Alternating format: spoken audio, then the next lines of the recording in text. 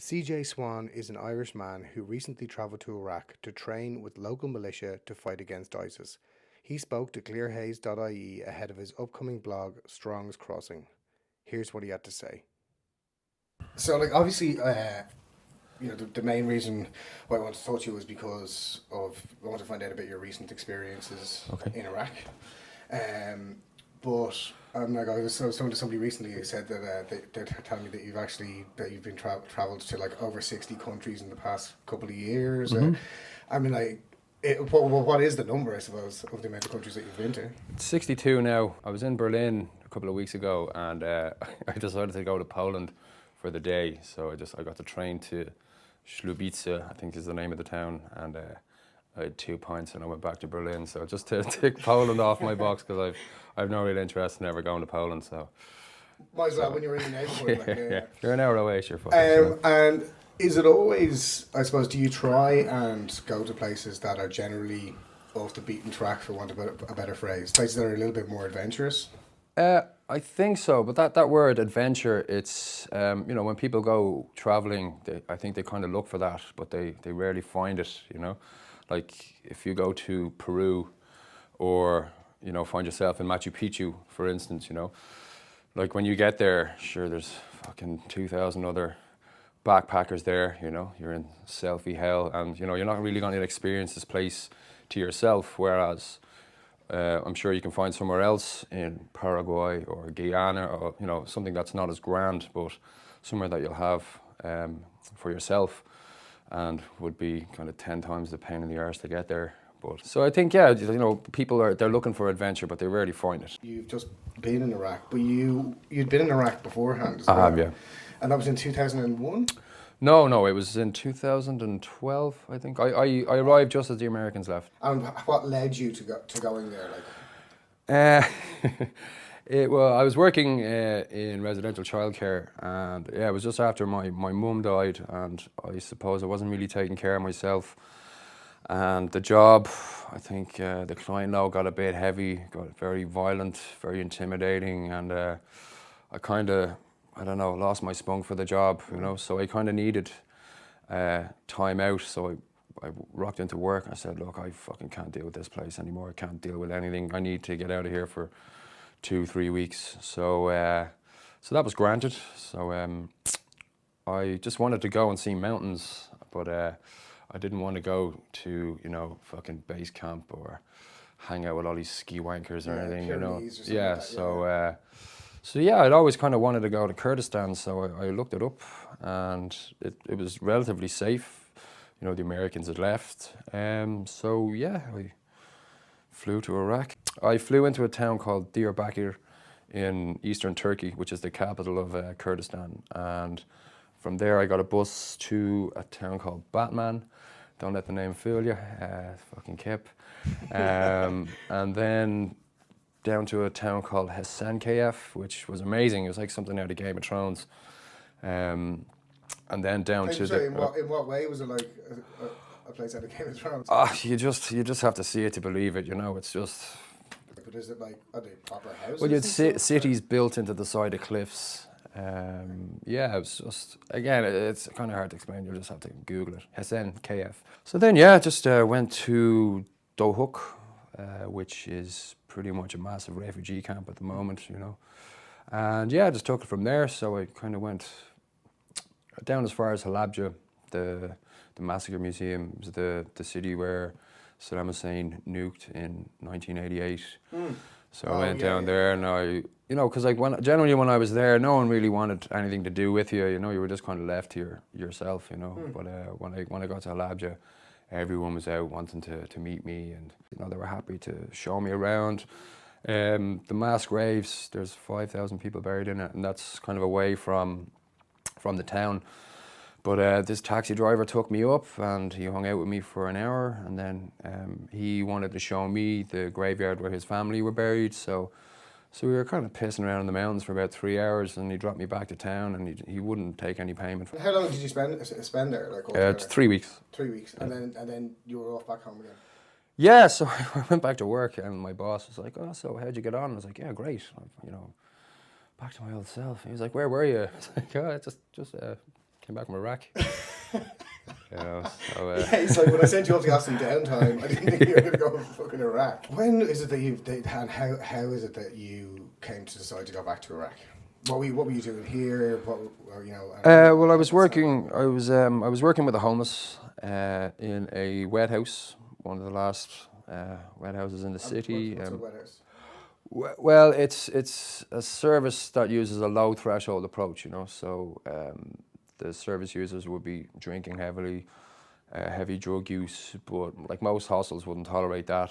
But you kind of need somewhere where these people, because you can't just throw them out and, you know, leave them out in the gutter. You need certain services that would cater to people who have these needs, you know.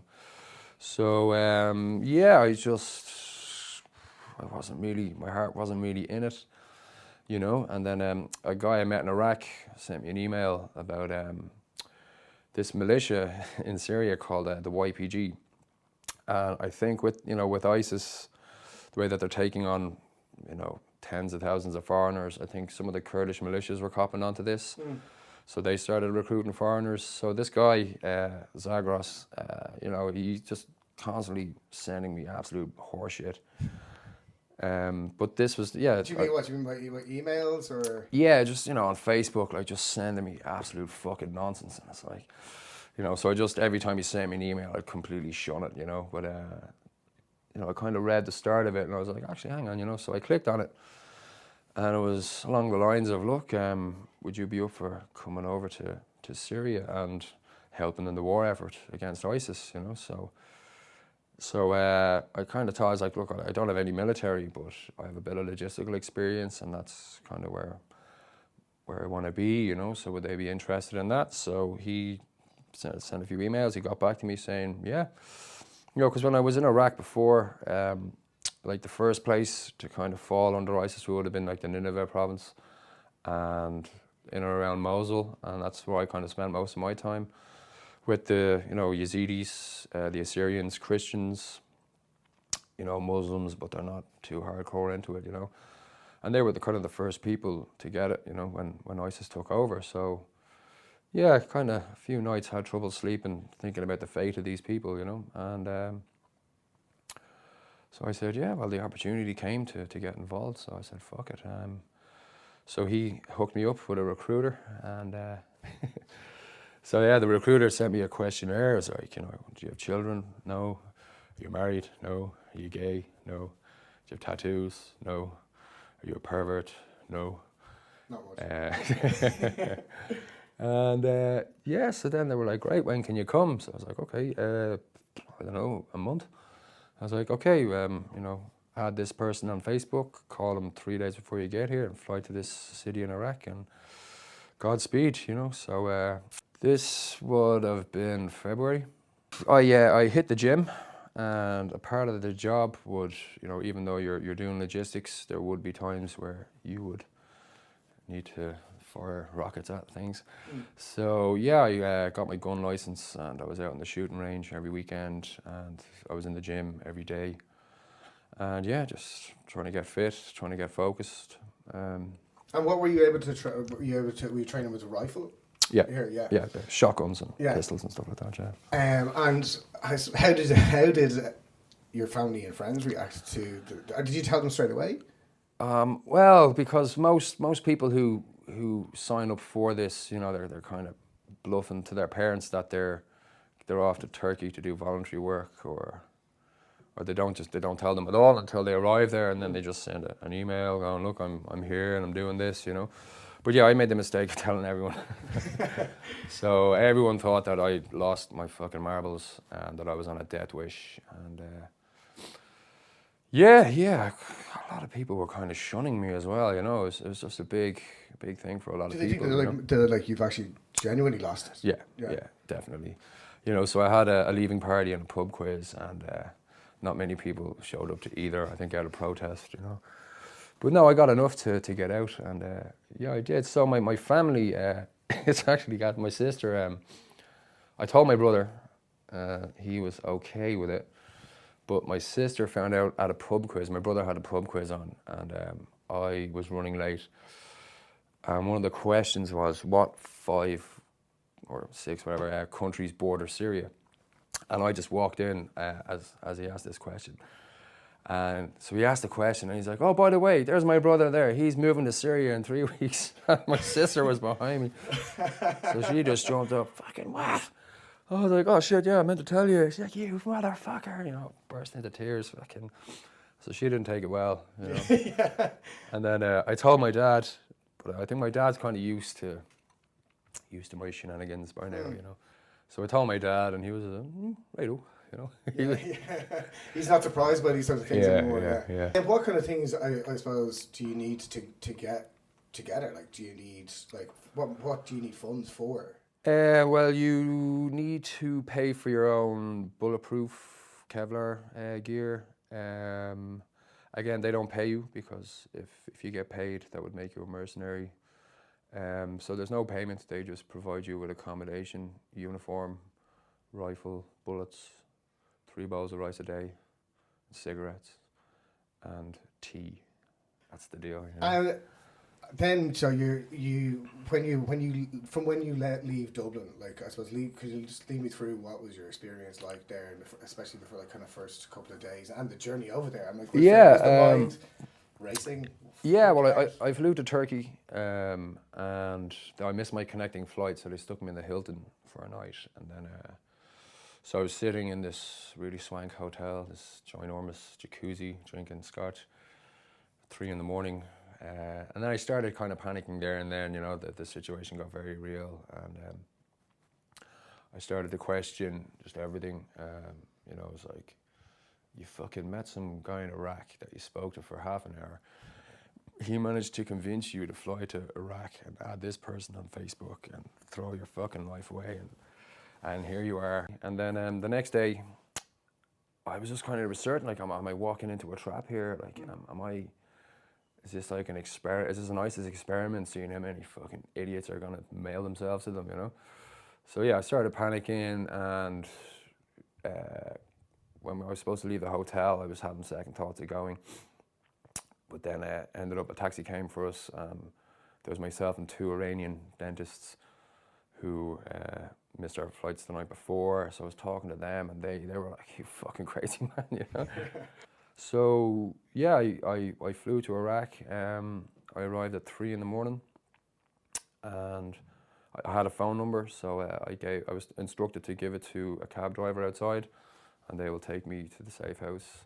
But can I just ask you how easy was it to get into Iraq? Like, could you just fly in there and, "Hey, how are you doing?" Yeah, pretty much. But I kind of got flagged in Turkey when I was going through. I got to passport control, and he went through my passport and started giving me dirty looks, and then he hit the keyboard, and he was just entering all this stuff. So and I seemed to be the only person there who got that treatment, and then. When I arrived in Iraq, there was 2 American guys who were on their way there as well to join the YPG, and they were clearly going there to join the YPG. They were huge, ex-military, wearing the same clothes. And when they got to customs, they were wearing khakis and boots. And yeah. So like the guy just waved them through, and then I got to the desk, and fucking some alarm went off. So he started, hitting the mouse and the keyboard again, So I don't know what happened there, but no. Is that who you were going to the YPG? Like, was it international or was it locals or? Well, it's Kurdish Syrian militia, So when Assad he had to pull his troops out of the Kurdish parts of Syria. So the YPG and their government just filled the vacuum. And did you know this before you went there? Yeah. Had you looked them up and you knew the kind of group that you were going to be with? Yeah. So sorry, I kind of cut you off there, but you arrive into Iraq. You landed like 3 o'clock in the morning. Yeah. So the phone wasn't working, so I started to panic again. And some taxi driver knew a hotel, so stayed the night in the hotel, and then the next day, I managed to make contact. So they picked me up, and then that's when I really started to freak out. Did you know who to expect? No, I didn't know. I was sitting in this hotel. They made the phone call for me, and so I was just sitting back, chain smoking and freaking out, and looking at everybody kind of coming through the door. you know, so this old man walked in, and I was like, oh, fucking totally kill this guy if I have to, you know. And he got out a watering can and started watering the plants, you know, and then this, you know, really good-looking young guy came in, you know, really slick-looking, you know. I was like, there's a fucking bang of ISIS off this guy. I can smell it, you know. I was like, please don't let it be him.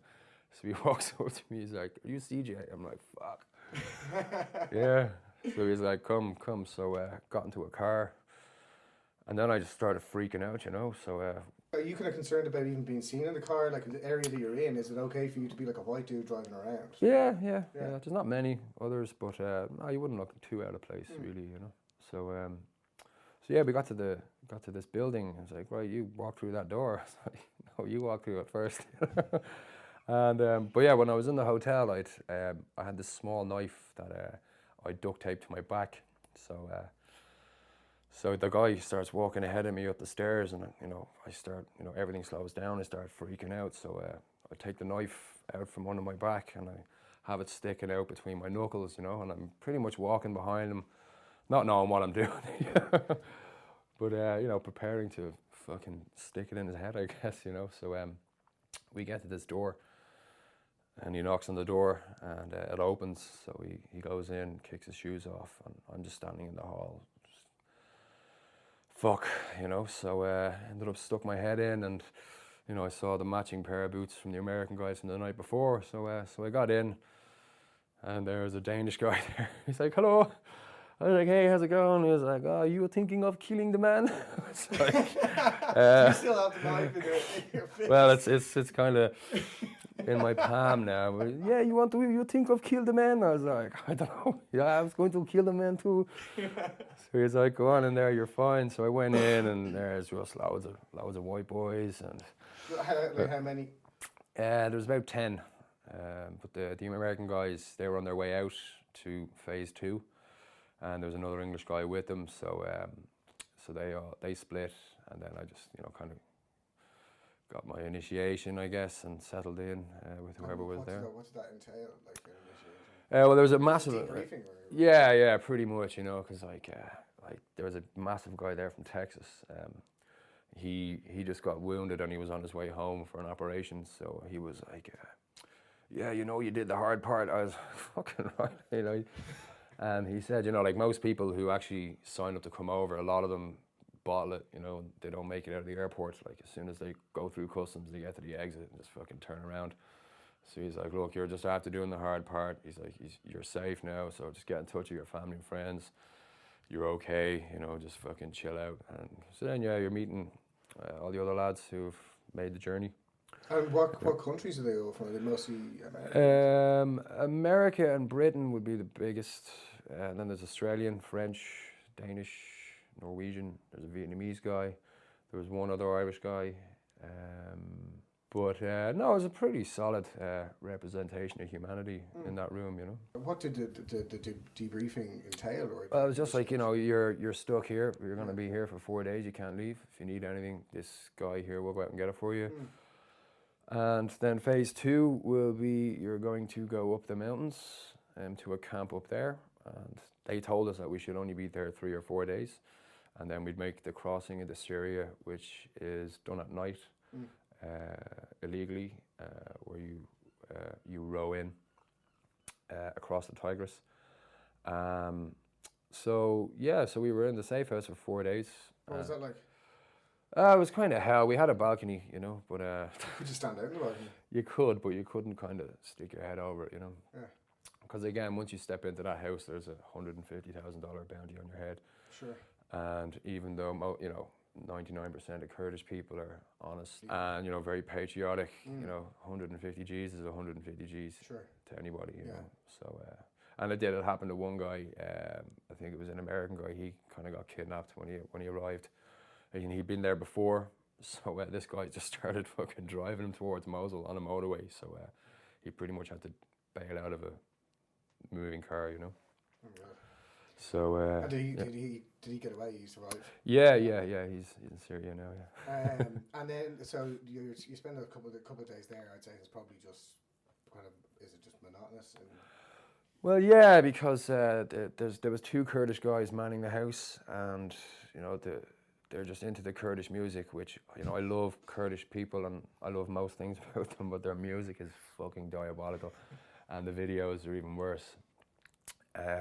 So yeah, it was just shitty, horrible music 24/7. Yeah, it was like the remote wars, you know. One guy go to the toilet and you finally have the remote, you could stick on something, and then you turn around to get a cigarette lighter and he's got the remote and it's back to shit music. So yeah, after 3 days it was really annoying. Add to the kind of surreal atmosphere I'm sure, as well, is the Kurdish music banging the whole time. Yeah, fucking night and day, you know. And then like the journey up the mountains, was it far away, the training? Yeah, it was pretty much from the center of Iraq to northern Iraq, pretty much where the Syrian and the Turkish borders are. So on our way up, there was myself, a French guy and a German guy, and we had to pretend that we were students on our way to Dohuk University, which is up near the Turkish border. So the Peshmerga, they kind of know what you're doing, you know, the Iraqi Peshmerga, and they don't really care, but it's the KDP. They have problems, you know. Well, their political party has problems with the YPG's political party, so they don't get on. So yeah, just every time you hit one of those checkpoints, we were pulled out and searched. And where are you going? Why are you going? You know. So we got up. Would it? I mean, when you say you're a student and so on, I'm like, would you have much of a backstory? Like, you know, this is what I'm studying. Well, the German guy who was with us was a professor who lived there. Okay. So he had a residency permit and he could talk the talk, you know. Whereas the two of us were just smiling politely, you know. So yeah, we got up north, and then so we got to the foot of this mountain, and we had to hump up to the top of it. And then when we got to the top, we could just see, you know, loads of armed Kurdish guerrillas everywhere, you know, and they kind of looked very familiar. So I turned around to them and I was like, these guys look very like the PKK, you know. And the Kurdish guy was like, yeah, this is a PKK camp. So that was a bit of a curveball, a bit of a surprise, you know, because NATO still deem the PKK as terrorists. Yeah, sure. Turkey, you know, at the moment they're bombing the shit out of them. Even though there's been a ceasefire, well, until it was broke in July, since 2012. So that was just a bit unsettling, you know, because if anything was going to kick off between the PKK and the Turks, that the camps on the Iraqi border would be the first to know about it, you know. So then, yeah, we were settling into the camp, and we met. There was another 18 Westerners on that camp, and they were all very pissed off, you know. And we were like, you know, even the other Irish guy, everyone was like, oh, this guy's sound, you're gonna love him. And when I got there, he was so pissed off. I was like, what, are you all right, mate, you know? And he was like, I've been here for fucking 30 days, man, you know. And it was supposed to be a 3-day stint, because the conditions need to be right to cross in. So if the moon is too bright, it doesn't happen. If it rains, the river's too high, so you risk missing your landing point. So, and every time that happens, the whole group gets pushed back a day. So there was no sign of anybody crossing, you know. So yeah, that was a pain in the hole. You know? Yeah. But the day that we set off, I got an email from my solicitor saying that I had an assault charge in Dublin, and that I had to come home and face it, because if I didn't come home and face it, I would have been done in my absence. And even though I was signing up to do this, I still had the rest of my life to worry about, and I couldn't have any convictions. So, so I told my solicitor, I was like, look, bro, I'm in the middle of fucking Iraq here, man. It's not like I can get a Ryanair flight home jump on the Airbus, you know. So he said that he'd try to push it, or he'll try to get it dropped. So, but when we got to the camp, an English guy, his house got raided by MI6 or MI5 or one of them, because they thought that he joined ISIS. So his mum called him. She was having a fucking conniption. You know, they trashed the house and they took your laptop and your Xbox, and you need to fucking call these guys, you know. So he toddled up the mountain, you know, and called MI6 from fucking PKK camp in northern Iraq. So he came down and he told everyone, he's like, I just got off the phone to MI6. So one of the Western leaders was like, you fucking what, you know? So he went down and told the command. So the command made all of us hand our phones and tablets and devices over. Presumably they're concerned that you didn't get a location on where you're calling from or something. Yeah, like that. because if MI6 know where we are, NATO know where we are, and if NATO know where we are, the Turks know where we are. So it's not an ideal situation. And I remember when that happened, this plane flew over our heads. It was a grey day, but we heard this big enough plane flying over our heads, and we thought, fuck, this is it, you know? Like, we're not even going to get to Syria. We're going to get fucking tore over by the Turks, you know? So, yeah, the days after that, the English guy was completely shunned by everyone, and just anytime there was any, you know, aircraft activity over the mountain, everyone was bracing for the worst, you know? So when this happened, when they were taking our phones off us, I was like, look, I need to call my solicitor in 3 weeks, because I got a little something back in Ireland that I may have to do. So they were fine. They were like, yeah, we'll give you your phone in 3 weeks and you can make your phone calls. So, you know, we were training, you know, we were doing basic frontline first aid, weapons stripping and maintenance, tactical maneuvers. So what were they training you with? It was just AK-47s, M16s, stuff like that, you know. All the bigger weapons were on the other side, you know. So, yeah, it was basically just cleaning, maintaining, taking it apart, blindfolded, putting it back together again, stuff like that, you know. So. So that went on for. Yeah, for a couple of weeks, and then D-Day came. I had to make my phone call, so I had to sit in front of. We had a translator because none of them spoke English, but one of them spoke French, and we had 2 French guys with us. So I had to drag a French guy, and the commander had to drag the French-speaking medic. And I called up, and I was like, you need to be back here next week. It's like, okay. So, yeah, told the PKK that I had to go home, and I got really paranoid because they were very cool about it. They were like, yeah, that's okay. Yeah, we'll send you home tonight. And I was like, they're being too cool about this, you know. They're gonna fucking kill me. You're expecting a bit of backlash. Yeah. After all the training and everything. Yeah. Like, why are you leaving now? Would you? Yeah, and the amount of cigarettes I smoked on them, God, you know. So, so yeah, but it was a bit of a stormy night. They were like, right, we'll get you out of here tomorrow. But then that night, we were playing, my last night, we were playing poker in one of the bunkers with all the cigarettes that we had stolen from them. And, you know, they're very conservative people, the PKK, so they've no tolerance for drinking or gambling of any sort, you know. So, so we were gambling away, and we felt the ground shudder. And so we all kind of stopped, and we felt it again. So one of the PKK lads came in, you know, screaming at us to turn off the light and to switch over to the red light. So we switched on the red light, and he's like, you know, Turkey, bomba, Turkey. So we're like, what the fuck's going on? So he cocked his gun, and he ran, and he's like, everyone out. So he ran off up the mountains, and we could see a few of them were kind of assembling up at the top of the mountain. And then, you know, we felt it again. So we couldn't really pinpoint where, you know, there was clearly an airstrike happening somewhere in the vicinity, but and there was a few drones flying over us as well. So you know, we thought this was it, you know, because the Turks, they're that advanced that, you know, it's nothing for them to take you out, you know. So yeah, we kind of thought that this was going to be it. So I was on first watch. So the lads were trying to get their shit together, and they were like, look, you keep an eye out for that drone. So I get shoved outside the tent, and I got my scarf around my head, and, you know, I'm shitting my pants, and I can see flashes and hear bangs and the ground shuddering, all at different times, you know, so you didn't know where it was happening, you know. And then I thought I heard this kind of, you know, so I was like, fucking lads, the drone's back, you know. It turns out it was just a mosquito. So the guys jump out and they're like, is it here? I was like, no, it was a mosquito. It's like, you fucking idiot, you know. So then, yeah, so that night, I think this strike lasted for about 3.5 hours, 4 hours. And then it just fizzled out. So we were just taking turns, kind of keeping sketch. And so then the next morning, I had to, the 2 Kurds from the safe house came up, picked me up and dropped me back, stuck me on a plane to Dusseldorf. So I told them that I'd be back within 2 months. So I headed back. Was it Wednesday the 22nd? And I got denied entry and kicked out.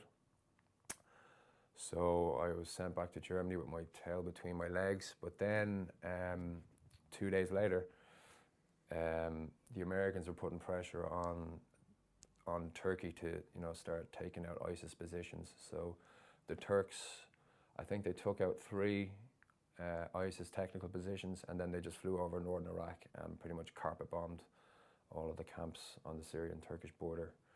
Including the place where you were? Yeah, so that was 2 days after I was supposed to be there, So so I've got mixed emotions about the whole thing, because the camp that I was in would have been a transit camp. So you had a lot of people kind of coming from one, going to the other. And I think in 2 weeks, they'd bombed 300 technical points and killed 100 people. And after 3 or 4 weeks, it was up to 1,000 points, 400 dead, so. Of those Of groups? the PKK, yeah. I mean, that's obviously got to be, I suppose, kind of like a strange thing for you to have to kind of deal with when you've come home. Yeah, definitely. It's, I'm like, would many of the people who had been there when you were there, would they have moved on? Well, all the Westerners that I was with, and any of the Kurds going into Syria, they would all be there now, But again, it was a transit camp, so it filled up regularly. So. And was there any of the guys who you were traveling with, or even like from the safe house, and like did you stay in touch with any of them, or like do you? Very few of them. Few of them. And what was it like insofar as I suppose getting to know people in that sort of scenario? I'm like, is it like kind of like, oh, we're all like band of brothers, or like Kind of. Again, when you're kind of just stuck on a mountain with 21 bored guys. Yeah, it was like being back in the Gaeltacht or on your transition year school trip. We were just constantly racially ripping the absolute shit out of each other, and you couldn't say something without 8 people absolutely tearing into you over anything, really, So. Was it fun? Yeah. Oh yeah, it was great fun. Yeah. No, I must admit I was very happy there, and having to come home kind of broke my heart, And was it basically like Western sort of volunteers and Kurds? Yeah. And that was it? Yeah. And how did the interaction between those kind of groups go? Like, I'm like, how? So, for example, you're saying like, it was like being in the Gaeltacht and we were all ripping the piss. I'm like, did the Kurdish lads kind of like appreciate the sense of humour? Yeah, there'd be a bit of mingling, but mostly it was the 2 groups stuck to themselves, Sure. But there was one day, there was a German guy who got his phone back because he was crossing over, but he had a nice speaker that could stick into his phone, So a massive group of PKK fighters came through, about 110 of them, 120, and they were all just sitting on one hill drinking tea, and we just got our speaker, so he plugs it in, sticks on, fuck the police by NWA, and we hadn't heard, non-fucking Kurdish music for 3 weeks, so we were like, fuck the police, going nuts, and there was just 120 fucking lads just staring at us going, what the fuck are these guys like, And then he had some Jeff Mills as well, so we were fucking man, that's pounding tag now. Like Jeff Mills jacking it out on the side of the mountain with all these lads.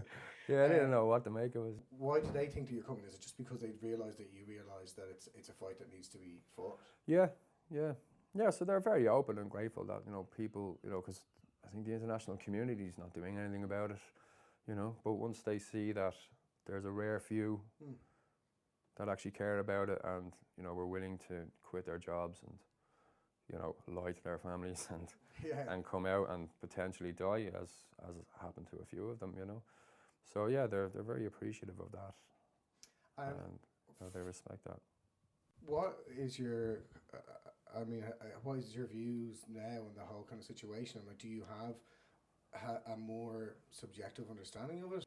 Yeah, well, it's just a lot of people, fleeing horrible situations. It's, that whole part of the world, it's a horrible place right now. And, there was an article, it was calling them migrants, like they're not migrants, these are people who are fleeing horrible shit situations, So to put them under the umbrella of migrants is wrong anyway, And Yeah, even with in Syria, like the Turkish involvement now is a bit of a disgrace. You know, like Turkey's a NATO country, and you know they're not doing anything to help the situation. They're aiding and abetting ISIS. You know, it's clear that they're doing that, and they're not taking in Kurdish refugees. Yeah, they're bombing the PKK now, and you know they're bombing the YPG as well, which is the best force on the ground. You know, America are, you know, supporting them in a way. You know, sometimes they'll do some airstrikes for them, but overall, like Turkey are just as bad as ISIS. You know, and they haven't been sanctioned at all. It's just a joke. You know, it's ridiculous. Where's your head at the moment in relation to it? And like as you said, like you were very lucky to be turned away.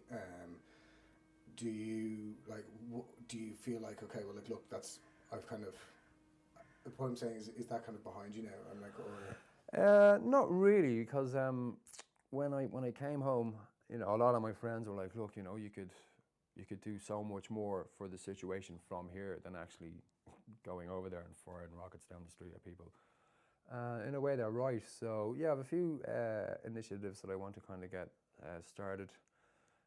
I won't go into it right now at the moment because sure. it's very early days. But no, I plan to get something off the ground here, more so to help the civilians, and you know, not the military end of it, but you know, the refugees and the civilian side of it, definitely, Sure. you know.